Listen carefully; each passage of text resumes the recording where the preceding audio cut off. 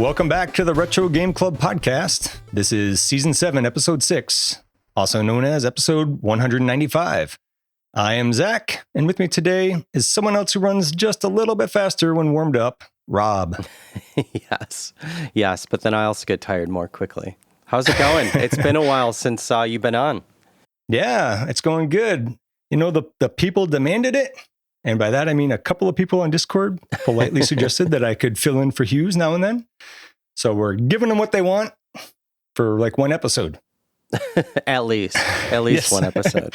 Well, one in a row. I'll be back sometime, I'm sure. But and we, I should preface that we've recorded a few of these out of order, so kind of winging it here with trying to keep the Retro Game Club podcast universe in sync. Yep. So what have you been up to? Oh, let's see.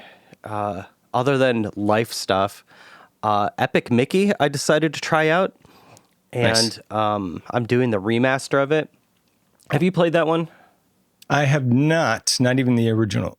So it's a 3D platformer, and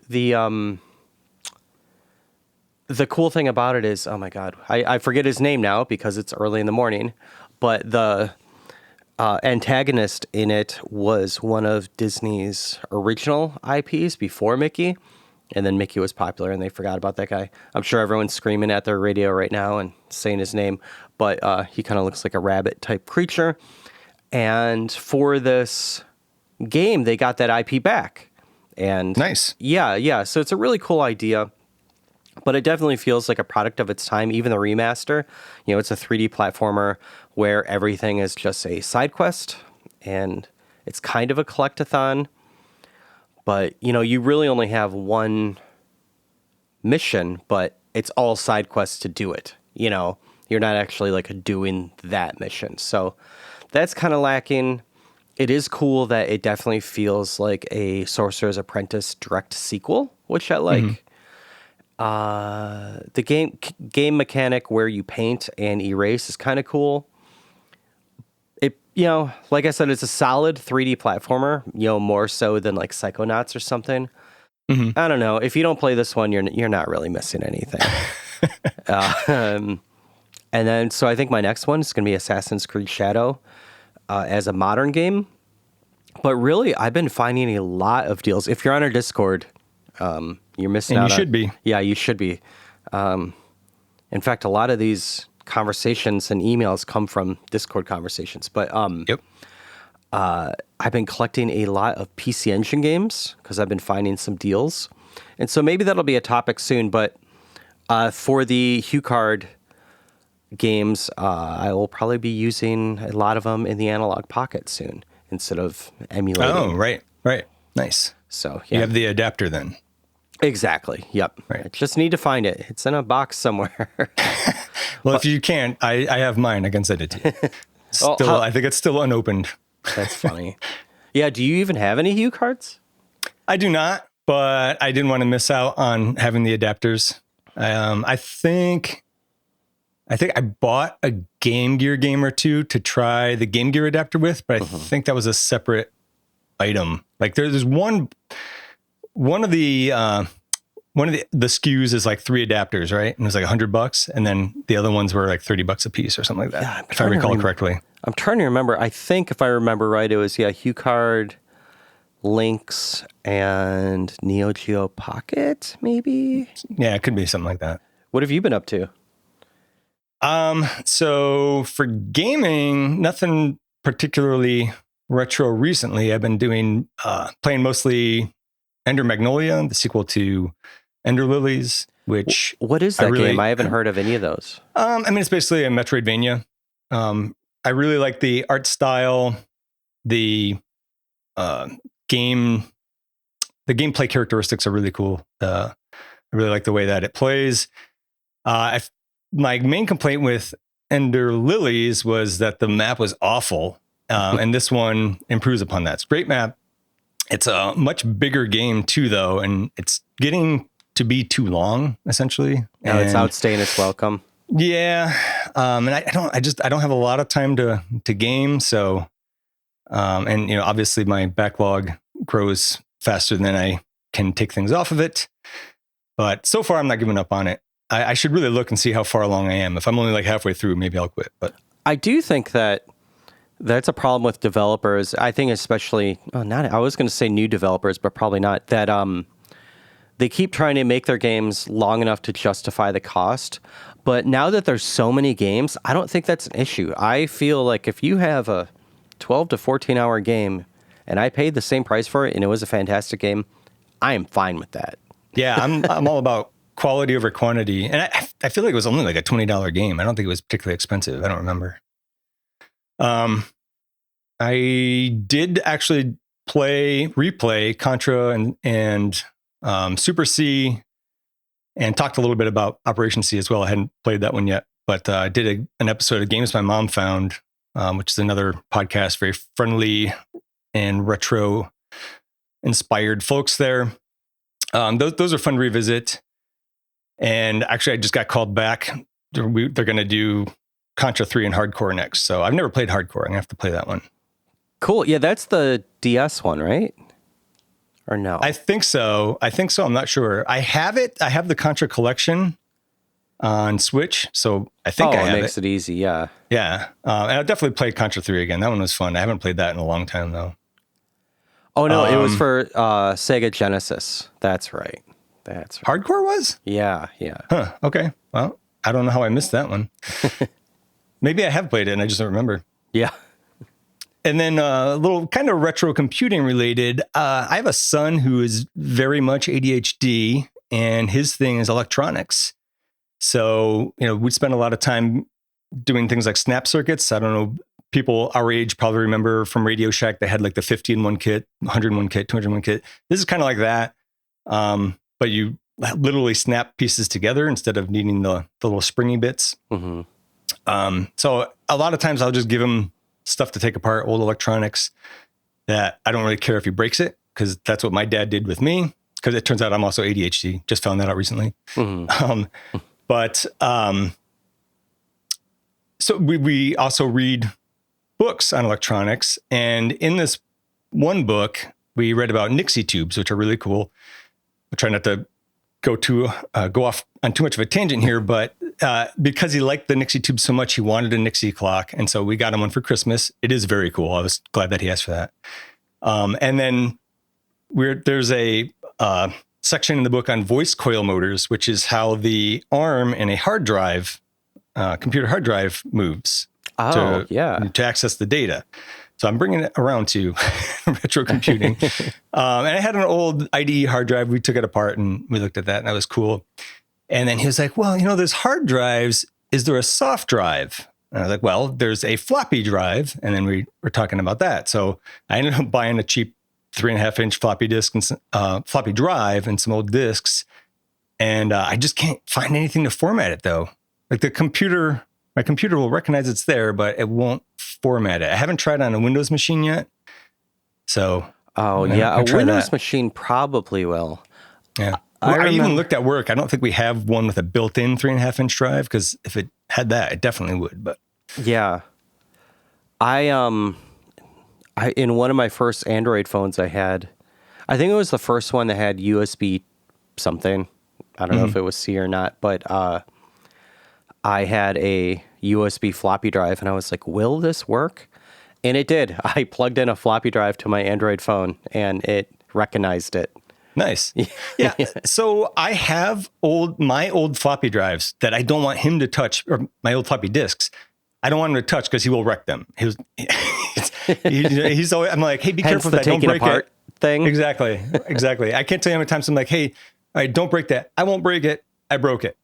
So I have used a floppy drive with my current computer and even my iPad with previously formatted disks that have data on them, and it can read them. I just cannot get one to format these disks I bought. Maybe they're bad disks. It's possible, but they were new old stock. So nice. I'll figure it out eventually. Do you have any ideas what you're going to do with them? Like any specific games or anything? Like, are you going to put anything on these floppy disks? I will probably just be like, look, you can drag an extremely small JPEG onto this. Yeah, that's funny. Yeah, maybe an icon It's that size. Exactly. Yeah. Well, cool. Should we podcast? It's been a while. I don't know if We should. Yeah. you've been Let's do some regularly news. podcasting on your podcast, which you should probably mention that here again. Oh, yes. Absolutely the best podcast, A Work in Progress. And we are talking about MCU movies for the most part and movies that are somewhat related. If you like that kind of thing, or just maybe like my voice, check it out. I'll put a link in the show notes, and we'd be glad to have another listener. Yeah, I was listening for a little bit yesterday. What was the Doctor Strange, latest Doctor Strange one? Oh, yeah. But I Yeah. do want to catch up on the Lucy one because I was surprised you did the Lucy movie, and It wasn't my choice. oh, it's a movie that I want. Like I keep going back to him. Like maybe I'll like it this time. Yeah, good luck. Yeah. Yeah, George picked that one basically to troll me because he likes me to get all riled up and complain about science stuff. So Nice. there's plenty of that. Nice. I feel like we do that in one of the news items here. Yep. Yeah. Sorry. That's how I roll. Nice.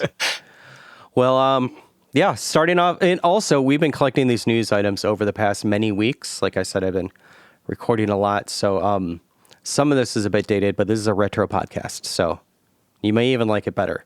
But It's always current. starting on a downer note, Peter Navy, and this is the first time I've said his last name out loud.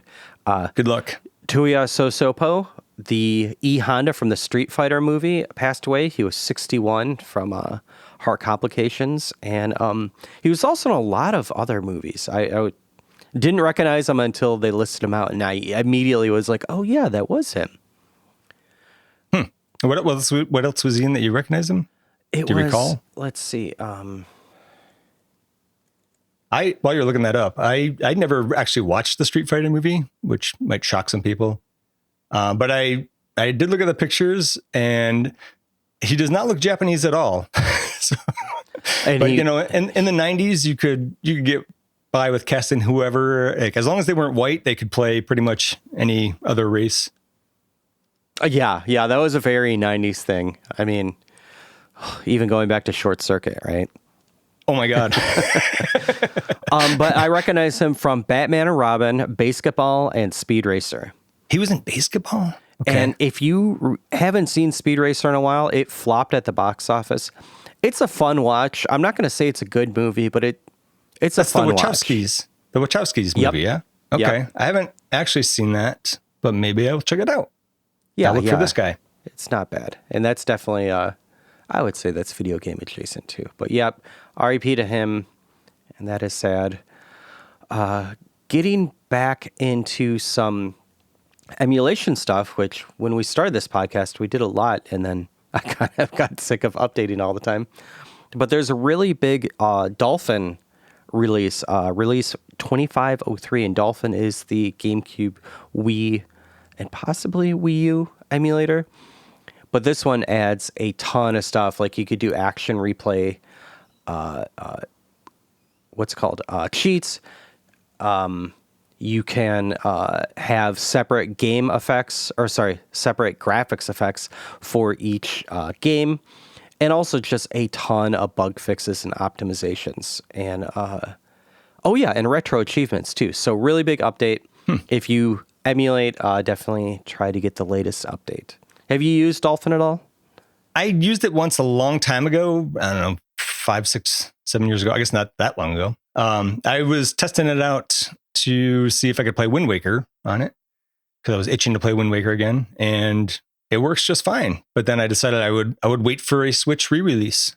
Yeah, exactly. And that's funny you did that. So it would probably be back in, like June or July now.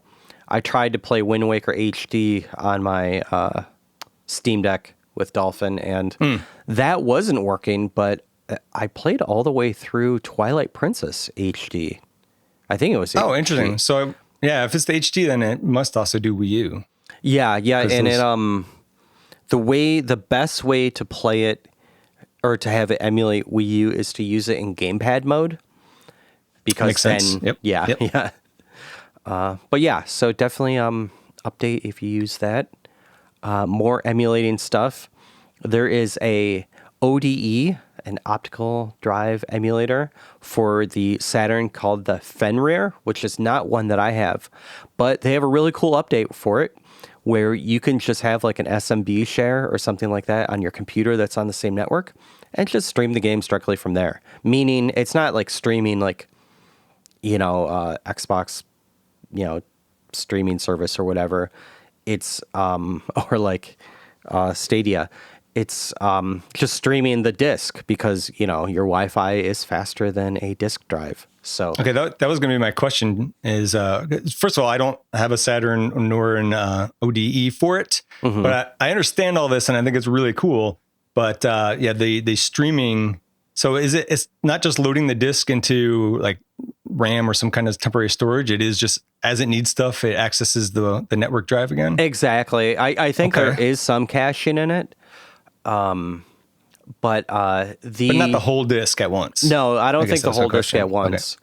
But even then, I mean, that's still just a CD, so you're 700 meg or less. Yeah, that's true. Yeah. Not too bad. But when I had a Naomi 2 cab, which is Naomi is the arcade Sega Dreamcast, you could get a cartridge for it. It actually did use cartridges or CDs. And you could stream also from a network. And I forget, too, if that loaded directly in, like if copy the whole thing or if it just streamed it. But yeah, so this has been going on since at least 1999. Wow. Yeah. So if any of our listeners have that ODE, I would love a review of it. What else? Is this one yours or mine? I can't remember. I think Actually, I don't know. I think we talked about it. It doesn't matter. I can read this one if you want. Sure.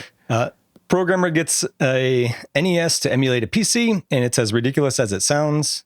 I looked into this as much as I could. I'm not really smart enough to fully understand it, but it seems like despite having less than half the clock speed, only an 8-bit CPU, and nowhere near enough RAM, this guy was able to emulate an Intel 8086 PC within a NES emulator, which I think was within Animal Crossing, if I read that correctly. But I just in the video, he plays a very crude version of Tetris with it. It certainly sounds impressive, and I have to assume it's not fake because I didn't see a bunch of comments saying it was fake and a bunch of news about it being fake. Yeah, well, there's a GitHub page for it. So okay, all right, yeah. Hard to fake that. Yeah, exactly. Yeah, that would get called out quickly. And you're right. Yeah, it was by hacking the NES emulator inside of Animal Crossing in the while running in a GameCube emulator. Right. Nice. That's cool. And here's the sciencey one for you. The Super Nintendo now runs a little bit faster than it did 35 years ago. Maybe. Yeah. So if you like my rant that's about to happen, then my podcast is for you. I reread this a bunch of times in a couple of similar articles, and I'm not even sure exactly what they're trying to show here. They talk about the APU, the audio processing unit, speeding up over the years, allegedly. Mm-hmm. But then they do a deep dive study on the CPU speed when it's cold versus hot. And like they put it in the freezer. It's like 0 degrees and then room temperature. I'm like, I don't know who's putting their Super Nintendo in the freezer before they play it. The data does support that it runs at a slightly higher frequency at the higher temperature. But if you do all the math on it, it's like a frame per hour difference. It would have no noticeable difference in the speed. So I don't think that would have any impact on the speed runs. And then they're like, no one knows why. Well, it seems pretty obvious that when the chip is warmer, it runs faster. If you have an oscillator in there, which is doing the clock frequency, right? Things oscillate faster at higher temperature. There's temperature compensated clocks for this reason, because you can't be off by much and have a clock run for hours, weeks, days at a time, and then be off by a huge amount of time. It's especially important for like GPS clocks and whatnot. So it's still not clear to me how they're just like, well, clearly the APU is speeding up. So let's say it is. That has a ceramic resonator. Those are known to drift up to like 0.5% in a decade. And the numbers that they threw around were about 0.5% increase over 30 years. Mm-hmm. So, there's virtually no effect on the speedrunning. The thing that I read that really stood out to me was that because it's the APU, the audio processing unit, that's speeding up over time, it really only affects things like room-to-room transitions in games like Metroid, which is like a couple of seconds of time per, I don't know how many minutes of gameplay, right? So a 100% speed run of Super Metroid is, the current record is 1 hour, 12 minutes, and 17.8 seconds. Mm-hmm. There is not an opportunity to gain a single frame in that due to the APU speed up. So I think this was just a headline, clickbait headline, attention to get people grabber. like us to talk about it. I was going to say it worked. But yeah, from what I was reading too, they were saying that, like you said, it was a ceramic, what is it? Resonator? Yeah. So over time it could get moisture or, slight fragments, falling off or whatever, just degradation. And yeah, when something vibrates for 30 years. Exactly. Yeah. And then they're saying, the DSP sample rate, so this would be like, think of a WAV file, would be 32,000 hertz. And evidence from 2007 shows it at that time at 32,040 hertz. And then in 2025, 32,076 hertz. And the fastest one's running at 32,182 hertz. So literally everything you just said. Yeah. Yeah. But it's interesting that the APU would speed up the rest of it. Like maybe the CPU waits for the APU or something. It has to do with how the game is programmed, basically. Like if a sound needs to play for a room transition, for example, and like that sound might play faster, and so the room transition happens slightly sooner or slightly quicker. Mm-hmm. And it's like, do the math. It's about a frame per hour. You're not going to get that in a game. Yeah. Certainly not in a speedrunning game. Yeah. Wow. Cool. Yeah. So debunked. We're now one of those podcasts. We're now, what I don't even know what you call those kind of podcasts. We talked about this last one a few episodes ago. It is a GTA 3 Dreamcast port because it was supposed to originally be on the Dreamcast, and I think it was one of the original developers actually had the old code, and so he finished it, and now it is fully optimized. So it's at a solid frame rate. It has, let's see, it has dynamic lighting, a lot of bug fixes, and So if you have a Dreamcast, download this ISO and do it. I think it requires an original disc of something. I could be wrong because it hasn't been taken down yet. So they must be skirting that somehow. Maybe you need the disc for some assets or something. Yeah, that's probably it. But yeah, I missed out on the prime PS2 and Dreamcast years. I was elbows deep, literally in a glove box for my chemistry PhD at the time. So nice. I was partying too much.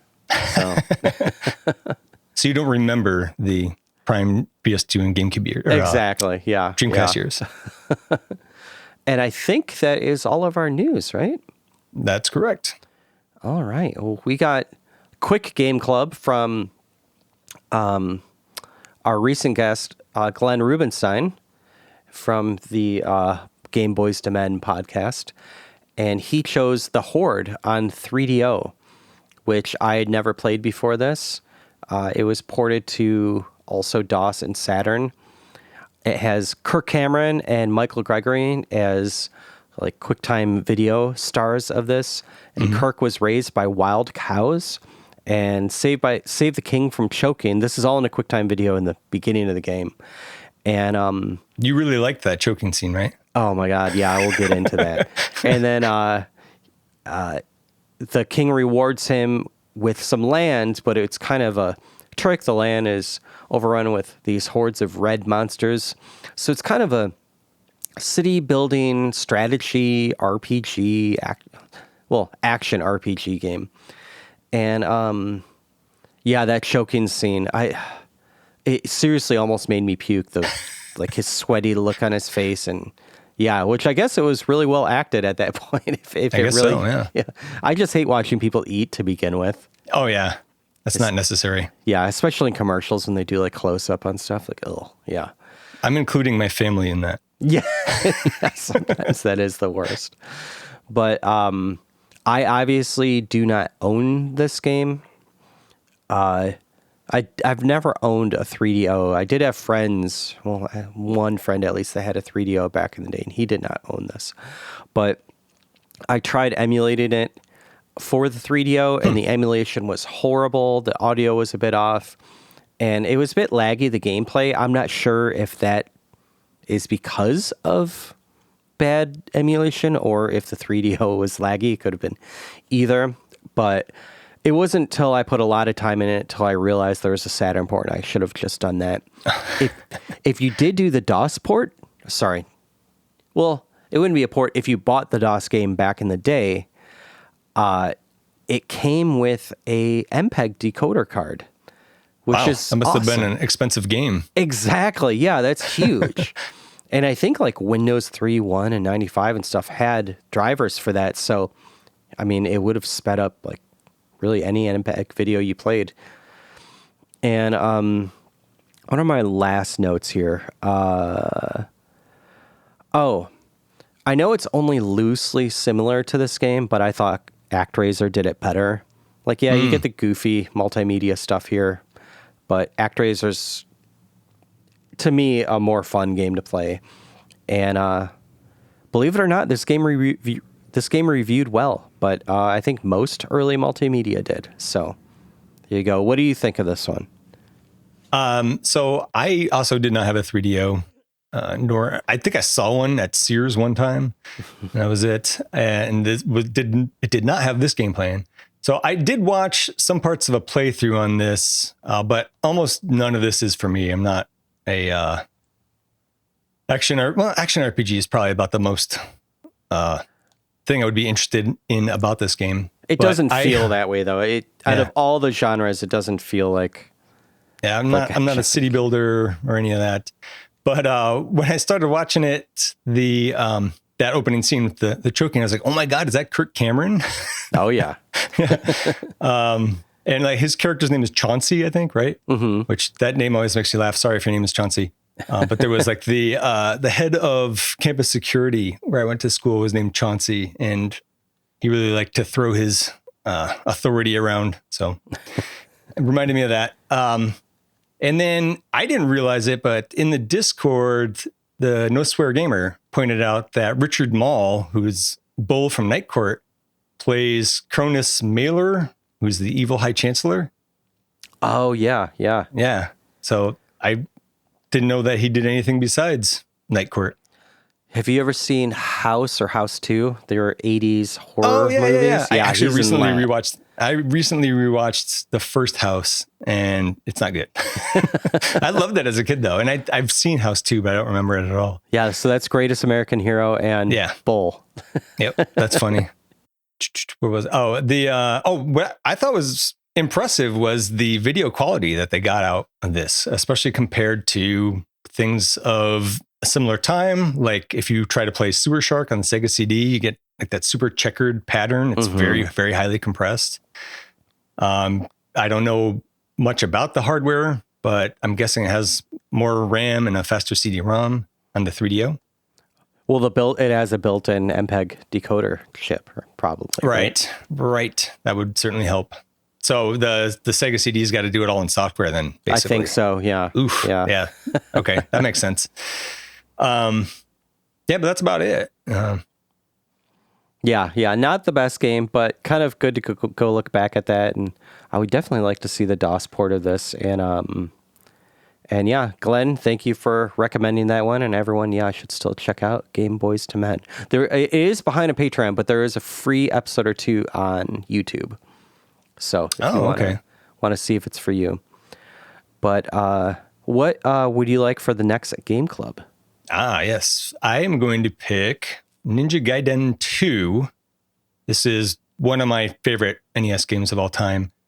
I think I like the first one a little bit better, but one of you guys, you or Hugues, already picked that one. And this one, it has the improved, you can actually do wall climbing, you have the ninja shadows and stuff, and it doesn't have the bug where if you die on the final boss, it sends you back 3 stages. Yeah. But like, the opening cinematic, if you do nothing else, watch the opening cinematic of this game. It is unbelievable. It's so amazing what they did with that on the NES. And don't watch anyone speedrun this, because then it'll be less fun for you to play. Because you watch it speedrun and you're like, I could do that. No, you cannot. What are you going to pick? I'm going to do Robocop. So really anything, arcade, any of the ports, it was ported to a lot of stuff. So I don't know if there's more than one Robocop over the years, but this would be, the late 80s, early 90s one. I mean, until recently, I don't think there was anything else. Yeah, that's what I think. Yeah. I only ever played the NES version of Robocop, and I remember it being difficult and frustrating. We rented it, and I did not rent it again. I don't mind that one. I really don't. Once you get the jumping and shooting done, because the angles can be weird, but yeah. All right. So if anyone plays Robocop, Ninja Gaiden 2, the Horde, if you are messing around with electronics, or your Super Nintendo is running faster, or if you're emulating your PC on an S, or anything like that, please email us. email@retrogameclub.net. That is email@retrogameclub.net. We have a ton of socials. That's in our link tree that Zach, who's with me right now, that guy's great, takes care of. Yeah. And also, please hit up our Discord. It's actually been very active with people showing their collections and talking about not just retro stuff, and also lots of retro stuff that's not even video game related. So, yeah. Yeah, it's a good group. It's a good Absolutely. Group there. Yep. But yeah, we have a lot of emails here. Zach, do you mind taking a few of them? Yeah, no problem. The first one comes from Ben Pieface Miller, aka Crystallite Stone. And it was funny because he sent this email and I was like, man, that name Crystallite Stone is really familiar. And I totally knew him from another Discord, the Games My Mom Found Discord server. And I was like, hey, is this you? And then he jumped on our Discord as well after that. And he's been chiming in quite a bit. He's one of the people I'm talking about when I say we have a good group. Nice. But Ben says that for the pleasant surprise and gaming question, he says that would be the Trail series. It seems like he got burned out on JRPGs after playing a bunch of them on the Super Nintendo and Genesis. And then he started collecting the Trails games as an asset, given their value. But then he started playing them, and starting with Trails from Zero, he's played all the way through Trails to Azure, and now he's on Trails of Cold Steel. So it sounds like he's pretty hooked on these. And a lot of people in our Discord love the Trails game. So if he brings it up in there, there'll be a lot of comments. Yep. And Ben says he's pretty blown away at the advancements in the series, and the games have rekindled his love for JRPGs. Nice. Cool. Do you want to take the next one, or sure? Should I? Yeah, I'll take the next one. So next one is Hugh. I don't know who this Hugh guy is, but yeah, I know. This was a question for the bad games with good soundtracks, and he says, he doesn't really consider these bad games, but the East 5 is probably the worst in the series, and then there's Cosmic Fantasy 2, and yeah, he says these weren't really terrible games, but if you played them in 1991, they're probably good for the time, but they're really good music. Yeah, I was actually just on his website today. Maybe I'll put a link in the show notes. So, like, if you're missing Hugues, he's still publishing stuff on his website, and he had a article on Joe Montana Sports Talk Football 93, which saying that the passwords are too simple. I thought that was pretty interesting. And if you've listened to the show enough, you can, in your head, hear him reading it. Yeah, absolutely. Yeah. I'll take the next one here. Secondary Protocol writes in. He's got 2 stories that he was reminded of while listening to the show. The first one was when he was a delivery driver for Arrowhead Water. And one day, as he approached the house with the delivery, he read the name on the delivery, and it was Jean-Claude Van Berg, and thought that was a little unusual. When When a nice lady who was there to receive the delivery opened the garage, there was several Street Fighter II arcade cabinets inside. So clearly he thought that this Jean-Claude Van Berg guy must really like Street Fighter. One of the cabs was the original, one was a special edition, and there was even a Street Fighter that had digitized characters like the original Mortal Kombat. I'm assuming that's the Street Fighter the movie, the game, right? Yeah. While he was unloading the delivery, out of nowhere, the man himself popped out. I'm assuming in the story that it was actually Jean-Claude Van Damme. Secondary protocol says he kept his cool and held it in. He didn't want to freak out and act unprofessional. So he just looked at Jean-Claude and said, "You look familiar for some reason." And then over the years of deliveries to that address, Jean-Claude wasn't around much. I guess he was in Europe all the time, making his next straight-to-DVD movie. And secondary protocol says he got to know Van Damme's wife. And one time she asked for his opinion. There were some investors who wanted to reboot an old Van Damme franchise, but were undecided as to whether it should be Bloodsport or Kickboxer. Nice. Yeah, either one would be good. Yeah. But he told her that he would love to see JCVD's character from No Retreat, No Surrender get more of a full-fledged prequel or a sequel. And it doesn't seem like the investors like that, though, because Van Damme's character in that movie is a bad guy. So, and then his second story is from a time when he was living in the LA area. He'd been fortunate enough to attend multiple E3 events and was lucky enough to have been invited to the one for the Microsoft Connect event. One time, though, this is his story part about it. He managed to get into the E3 where PS4 and Xbox One were launched. A friend said he could get them inside, and he didn't ask many questions until his friend asked for a few $100s for registration. And then he asked his friend, "What's going on here?" And his friend pulled out a name badge, put it on him, and said, "If anybody asks, you're a graphics engineer." So even though the badges were legit, they kind of felt like fake IDs, and it was quite the event to behold. Nice. Cool. Thank you so much for writing in. And we got one from Majors here. And he loved the Hungry Goria interview, which, I love doing that one. She's great. You should watch her on Twitch. She's very charming. That's me saying that, not Majors. But he always loves being introduced to more good retro content. And even though he doesn't agree with her Bubsy opinion, gives her props for her arcade cab knowledge while dropping the generic Midway cab mention. And he says that she said that she's not a fan of Adventure Island, and he wonders if she played the TurboGrafx version of New Adventure Island, that he likes it a little bit better. I happened to be watching her stream when I read this email, and so I asked her if I could read that part to her live on Twitch, and she said okay. And so I actually have her response to this. So nice. She has New Adventure Island on the TG16 Mini, but really doesn't like the mini consoles are really playing on LCD screens at all, because the lag really gets to her. It really affects her. And I know some people says it doesn't bother them, but everyone's different. And for me too, it really bugs me. That's why I'm so into like the FPGA stuff where you can really speed it up. Anyway, she wants to play it on original hardware, and she probably will, because she really liked Adventure Island 2 and 3. So she thinks she will like this one. So she said because of this email, she may move that up in her list. That's so cool that you got a response. I know. So if Hungry Goria or any of her fans are listening, thanks, and see you in the stream. And let's see, he says something about Psychic World. He originally thought it was just a Game Gear game, but then he realized it was a dual release for Master System and Game Gear. He enjoyed playing both. It's near top of his favorite for the system. So thank you for that email. And No Swear Gamer chimed in as well. This is via Discord, actually, but it was very email-like.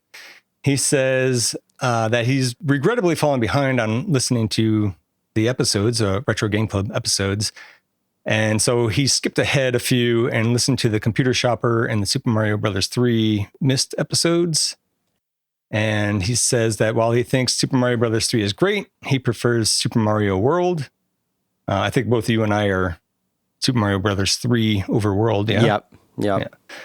Yeah. We still love you, No Swear Gamer. Also, he found that the timing of when he listened to the Missed episode was interesting for him.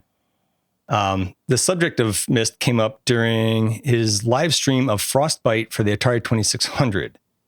And he mentioned that he had played the game a few times and even owns the Saturn port and wants to play that one day. After the stream, he went to Steam and Myst Masterpiece was on sale for $2.39. So he picked that up, as well as the sequel, Riven, for the same low price. And he says he may try to stream his way through it in the near future. Or it may stay in his... What's that? Be careful with that one, because there is a re-release that's a 3D first-person game. So hopefully it's not that. Is that worse? Yeah. It's actually not as fun. It's weird, yeah. Okay, weird. All right. So yeah, maybe he'll get to that, or else he says maybe it'll stay in his Steam backlog for another 10 to 20 years. And I think everybody can relate to that. Yeah. And I did put a link to his channel here. So if anyone is interested. So we do have some social media feedback, quite a bit actually, regarding what are your favorite pleasant surprises in video gaming. I think that was a question from St. John of Nerd Noise Radio. We got a bunch of replies on the Discord. Starsky has a few. He says, when out of nowhere, Valve released Half-Life Alyx, and it was the best VR game. Also, getting to retro stuff, when Mega Man 2 Robot Master showed up in Mega Man 3, I hard agree on that one. That was really cool. You got Airman, Woodman, Metal Man, and Flashman in the fights after you go through the normal bosses. Unfortunately, you don't get their weapons. I would love to have had the Metal Man weapon in Mega Man 3. Yeah.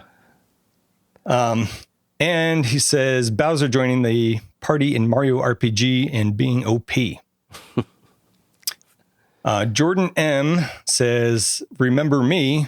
And that's the name of the game. He's not asking if we remember him. We do. He said it's got great atmosphere, design, and music. Majors has a little bit of a different take on the question, which I love. He says the Super System card for the TurboGrafx 16. I don't know much about the TG16 stuff, so I looked into it a little bit. And it seems like this added support for the Super CD-ROM games. Yep, exactly. Yep. Okay. Seems important. Yes. The No Swear Gamer chimes in. He says Nintendo giving early adopters... Oh, this is really cool. Nintendo gave early adopters of the 3DS 20 free games, 10 NES and 10 GBA, when they announced the price drop on the 3DS. So that's actually really cool. You want to make sure you don't have anybody bitter that they bought it a week before and paid $100 extra. Yeah. Was it $100 price drop? Holy mackerel. I think it was a lot. I don't know if it was a full 100, but it was a lot. Yeah. So, and he says that there was a small window, maybe just a day or two, when you could actually buy the system at the new lower price and still get the free games. And he was able to take advantage of that. Nice. And then on Blue Sky, we have Dumb Penguin says, Hey Uncle Alien on Game Boy. His parents got it for him as a clearance game for Christmas, and he didn't expect much, but he found it to be shockingly good. And it has quite a bit of significance in gaming history. I never played before. I looked at it today for the first time. It kind of looks like where Lode Runner took some inspiration. It's like a top-down Lode Runner almost. Oh, cool. Nice. Right? Yeah, you like dig a hole, aliens fall in, and then you fill it in. Oh, nice. So yeah, I haven't played that one. Maybe that'll be a Game Club game. Exactly, sometime. Yeah. Cool. Thank you for all that social feedback and email feedback. And the next question that Zach chose, and I forget where it came from, but what was the most amount of money you... Oh, it came from you? Yeah. What was the most amount of money you ever spent playing a game in the arcade?